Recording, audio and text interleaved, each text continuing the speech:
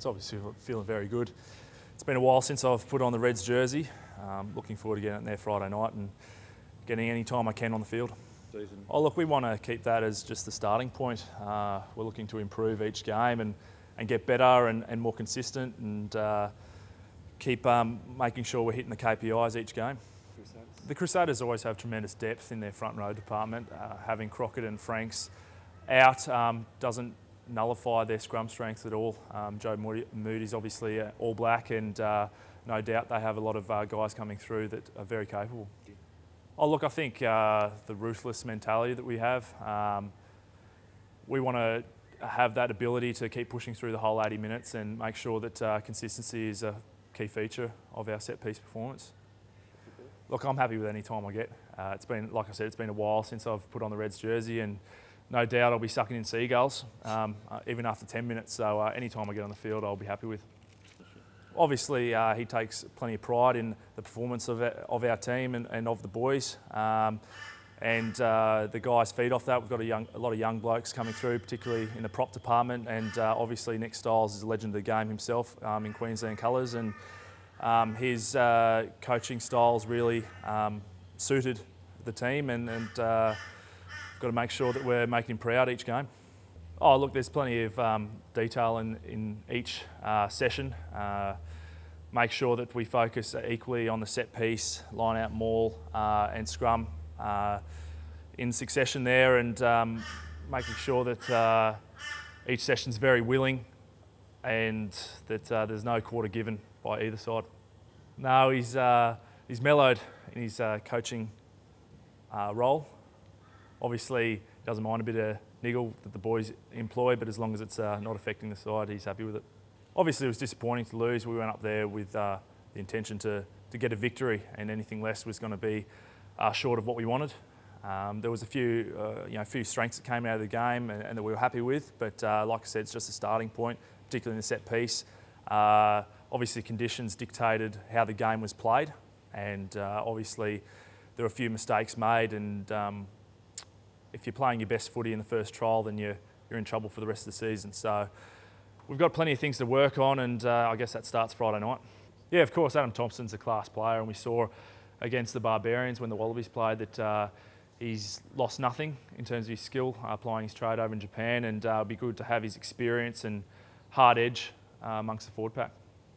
Yeah, it was a double excitement for us this week that, reviewing that Cairns game, you saw Sam Talakai, Patoa Parak, Sefan Garci, really continue on from their performance in the NRC where they were very dominant. So that growth was very exciting for, the depth of our front row, and then you rock up and, Ben Daley's returning from injury to throw in someone with his experience and his competitiveness is something that I'm very excited about moving forward to the start of the season.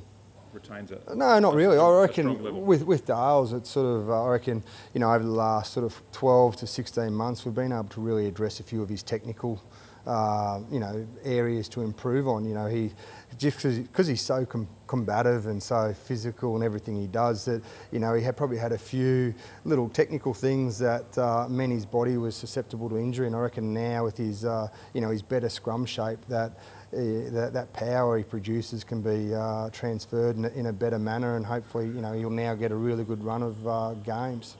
Yeah, definitely. He last year leading into last season, he had a full pre-season with us, so he made a lot of gains there. And then even though you're injured, you can still work technically on little things, and that's something we've been able to do with all our injured guys through the pre-season. So to get him back in now, I reckon he's scrummaging as good as he ever has been. Yeah, quality's about adapting to all that. Yeah, definitely. Playing the Rebels, where you're playing against familiar players, is something of a comfort level. But in saying that, they packed against Toby Smith, who's their loose head, who's a Kiwi, and scrummages like a Kiwi loose head. So that was a good little taste test for them. And then to go into now to play the Crusaders, who we know the depth they always have as a forward pack, and in the front row in particular is going to be exceptional growth for them. And a different challenge. So, you know, I think the only way you get better is to get exposed against the best players. And I've been very happy with what they've done, and I'm looking forward to Friday night.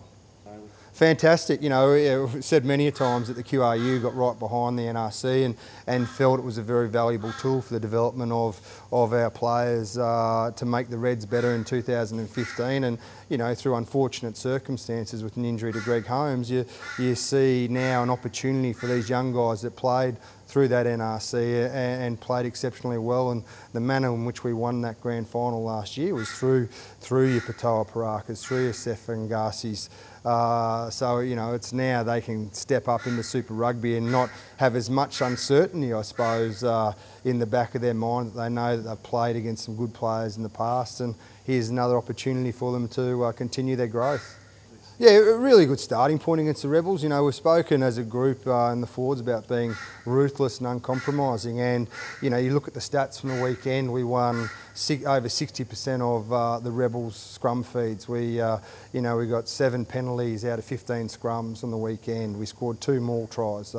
You know, so it was a very good start for us statistically, but, you know, we want to be the best. There's a real hunger within the group to be the best, and, you know, we had a good meeting today where, you know, we identified a lot of areas we can actually get better on. Even though you look at the statistics, we felt we could be a lot better. So, you know, we're moving onwards. Yeah, we won 94% of our ball, put a lot of pressure on the Rebels line out, and mauled exceptionally well. You know, probably if it was a Super Rugby game, we would have got, you know, another 1 or 2 tries, I reckon, or a couple of yellow cards to the opposition. So, very good start point. But, you know, if we want to sit back and rest on our laurels on our first game, we'll end up winning 5 or 6 games again. You know, our challenge is to get better each week and have a desperation, desire to improve, and that's where their guys are at the moment. Yeah, can't wait. You know, we've already spoken about Ben Daley coming back into the mix. You know, we've got another 50 capper in Ed O'Donoghue, you know, is available for selection, and then you throw in an All Black player who's played, I think, nearly 30 Test matches for the All Blacks, and brings some real mungle to the group. So very excited to get him into the group, and he's going to add a real, you know, different dimension to our forward pack. Jim, just that ability to perform week in, week out, it's something that if you're playing club rugby, you know, you can easily drift in and out of games and drift in and out of training from week to week. But with the format of the NRC, it meant that, you know, we were playing on short turnarounds. We were travelling on the day of the game. You weren't staying in 5-star hotels. So it just gave them a taste of what it is to be a professional in terms of preparation and that ability to overcome ups and downs. So they're in a much better position now to be a professional footballer.